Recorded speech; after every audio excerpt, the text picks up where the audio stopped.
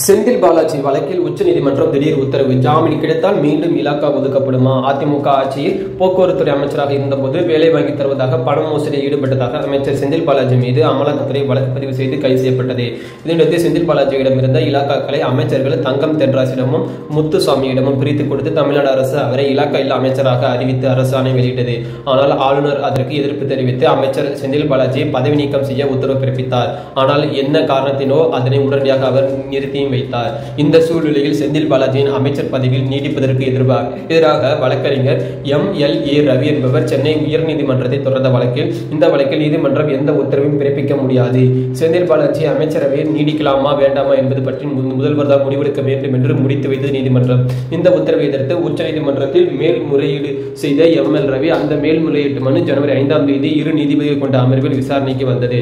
அப்போது அமைச்சரை பதவியிலிருந்து நீக்க ஆளுநருக்கு அதிகாரம் இல்லை, ஒரு அமைச்சராக நீடிப்பது குறித்து முதல்வர் தான் முடிவெடுக்க முடியும் என்று சென்னை உயர்நீதிமன்றம் உத்தரவு சரியானது.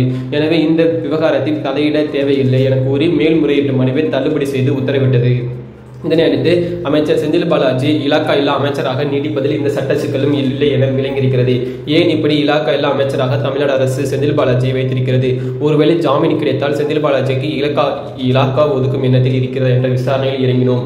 அதில் செந்தில் பாலாஜிக்கு தமிழ்நாடு அரசு சார்பில் கொடுக்கும் சப்போர்ட் என்று தலைமை என்று நினைக்கிறது என்றபடியெல்லாம் பேச்சு தொடர்ந்தார் சீனியர் அமைச்சர் ஒருவர். செந்தில் பாலாஜி கைது செய்யப்பட்டிருக்கும் வழக்கு அதிமுக காலத்தில் போடப்பட்டது என்றாலும் இப்போது அவர் திமுக அரசின் அங்கம். திமுக ஆட்சி அமைத்த முதல் பாஜக தரப்பிலிருந்து வந்த பல்வேறு விமர்சனங்களை தைரியமாக எதிர்த்தவர் செந்தில் பாலாஜி. அது மட்டுமில்லாமல் ஈரோடு இடைத்தேர்தலில் தொடங்கி உள்ளாட்சி நகராட்சி தேர்தல் என அனைத்து தேர்தலிலும் செந்தில் பாலாஜி வேலை பார்த்தீங்கன்னா அசாத்தியமானது.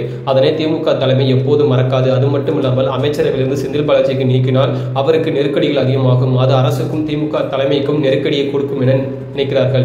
எனவேதான் இப்போதும் அமைச்சராக அவர் தொடர்ந்து செயல்பட்டிருக்கிறார் என்ற தலைமை பதினார் சொல்லிக் கொண்டிருக்கிறது. அது மட்டுமில்லாமல் பொன்முடி விவகாரத்தில் அவர் குற்றவாளி என உத்தரவிட்டு 3 ஆண்டுகள் சிறை தண்டனை விதிக்கப்பட்டது. அதனால்தான் அவருக்கு அமைச்சர் பதவி பறிக்கப்பட்டது. ஒருவேளை உச்சநீதிமன்றத்தில் இந்த தீர்ப்பை தடை வாங்கினால் அவருக்கும் அமைச்சர் பொறுப்பு கொடுக்கப்படும். ஆனால் முன்பு கவனித்த பொறுப்பை அவருக்கு வழங்கப்படுமா என்பது அப்போது நிலையில் கருத்தில் கொண்டு முடிவெடுக்கக்கூடியது என்று இத்துடன் பார்த்தீங்கன்னா இந்த திமுக ஆட்சியில் நடந்த குளறுபடிக்கு ஒரு முற்றுப்புள்ளி வைக்கப்பட்டுள்ளது. இதே மாதிரி அரசியல் செய்திகளை தெரிஞ்சுக்கொள்ள எப்போதுமே நம்ம சேனலோட இணைந்திருங்கள். அனைவருக்கும் நன்றி, வணக்கம்.